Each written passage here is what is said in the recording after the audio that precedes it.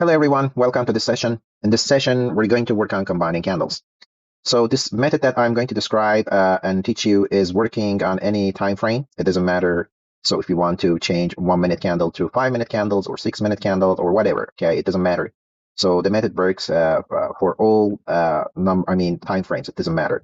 For this example, we're going to combine 5 M1 candles to 1 M5 candle. So the first thing we're going to work is going to identify the first candle and the first candle if the first candle is bearish or bullish. Now, here, opening of the first candle because of the bearishness is in the upper part and the close of the candle is the lower part.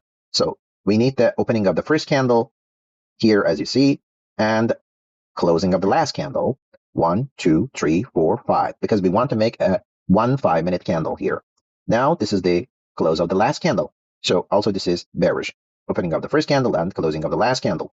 Now, if we want to just make a rectangle around this movement from the opening to the close, it's going to be like this. So between candle 1, minute 1, to minute 5, we have some other up and down movements. We will go and do this in a way that is like a package of 5 candles. So it gives us 1 5-minute candle. So then you can see the highest amount the price experienced during minute 1 to 5 of this candle is going to be our max up bounce, which is our high wick. Now, as you see here, it is our high wick, and opposite is true for low wick, our higher time frame, lower wick. So this is the candle that we are going to see on 5-minute candle time frame if we have our lower time frame as 1 minute candle. So of course you don't see the movement inside the candles when this 5-minute candle is forming. Okay, so it is like this package of a candle, so inside the box. So if we want to see the real time movement of up and down based on Gann swing system, so here you will see that this is our opening of the candle, and the price tried to move up in the very beginning, but it couldn't maintain the move to the upturn toward up, and it went down. Okay, here at the end of the day, here this candle is delivered in this form here. Closing of the candle is opening of the other candle. So here, after the price came here, again it moved up and experienced another high, and again it couldn't maintain and went back and closed it here. And the close of this candle is opening of the next candle. So then here again, this is a green and bullish candle. It went again up, but it couldn't maintain and it closed in here. And again, closing of this candle is opening of the fourth candle. So again, it went, let me just, okay, so plot this. So opening of this candle is here. It tried to go down in the beginning, but it couldn't go further. It went up. Again, it couldn't maintain it. Finally, the candle at the last second of the first minute is closed here. So, and opening up this candle is closing of the last candle. So the last candle's opening is the closing of the last candle, previous candle, I mean. So then here, price tried to go up. It couldn't maintain it. It went down. It couldn't maintain it. Finally, at the last second of the first minute candle, the candle closed here. So this is the movement that we had inside this 5 minutes candle. So the same story. This is our last minute candle. So this is the maximum up bounce of the price. This is the maximum down bounce of the price. And this is our candle, which is delivered twice. Okay, the platforms that you're using are going to use this high and low of the other candles to make a 5-minute candle. So here, other example, but this time it's going to be a trendy, okay, candle like this one. So then opening of the first candle, closing of the last candle, and we're going to have the body of this candle, and the highest amount of price experience bounced up, which is our high wick, and maximum down bounce is going to be this. As you see, it is overlapping because we didn't have any bouncing back up between time, this time to that time. I mean, this 5 minutes time. Okay, so this is our 5-minute candle finally. Now we can also, as I said, we can also combine this 10 candles to make 10-minute candle, or 15 candles to make 15-minute candle. But now, for the sake of this education, I'm going to just split these two to 5-minute candle because we have 10 candles here. So from candle 1 to 5, we're going to have 1 M5, and we're going to second M5 from candle 6 to 10. So again, the same story from here to there. We're going to have first our candle, which is okay. Now let's move to the second candle.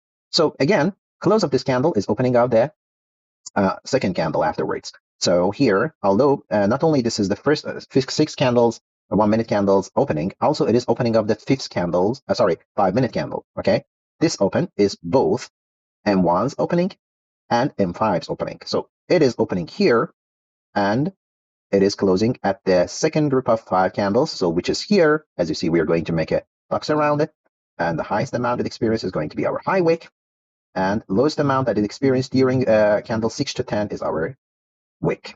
So this is our candle. Now let's move on to lower time frames, Gann swing. Now we're going to convert this lower time frame Gann swing to higher time frame Gann swing. So these movements here, okay, is going to plot it using swings high and low. Now, low of this candle is going to connect it to the second and third and finally fourth. Here, this should be chosen, but on this presentation, this one was chosen. It doesn't matter a lot, so you could have put it here. So now we have one up movement, now pullback, okay, or retracement. Now it continues up. Here we have an inside bar. Also, this one is inside bar for this one, but it is a trendy candle for previous bar. That's why, for the sake of this candle, we're going to plot this inside bar movement because we want to find the direction of third candle, not this one. Okay, 1, 2, 3. So this one is our trendy market. So we want to just plot the movement inside here. And because this one is taking the high of this candle, so we're directly connecting these two together. Okay, so this is our 1, 2, 3, 4, 5. Okay.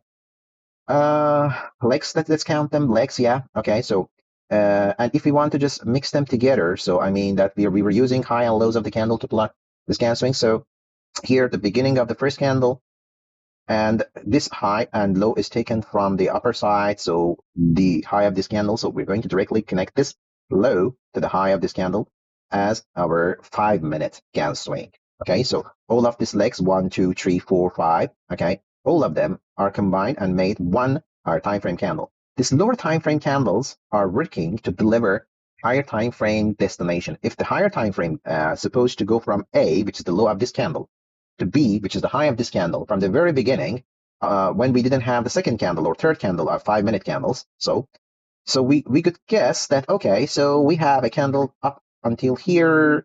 It is 60% possible that we have the continuation of this candle because of the inertia in the price and liquidity. Okay, so if we have these candles that they are moving up, as far as there is no obstacle in front of the price, any liquidity that stops the price, so price has no reason to return back.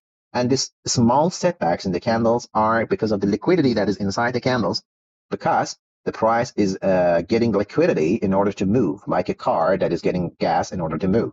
So they are getting inner liquidity and they're moving and delivering the price to the outer liquidity about this swing. And again, inner liquidity to outer liquidity to just make this trends and this models that we observe on the chart.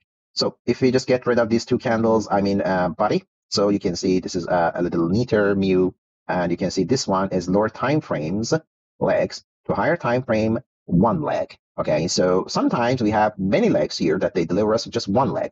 Sometimes we have shorter movements that they deliver us many higher time frame legs. These things are related to momentum.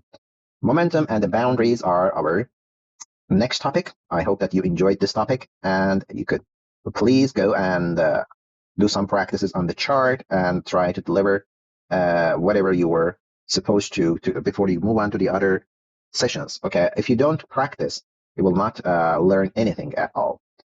So stay tuned and see you next time. Bye for now.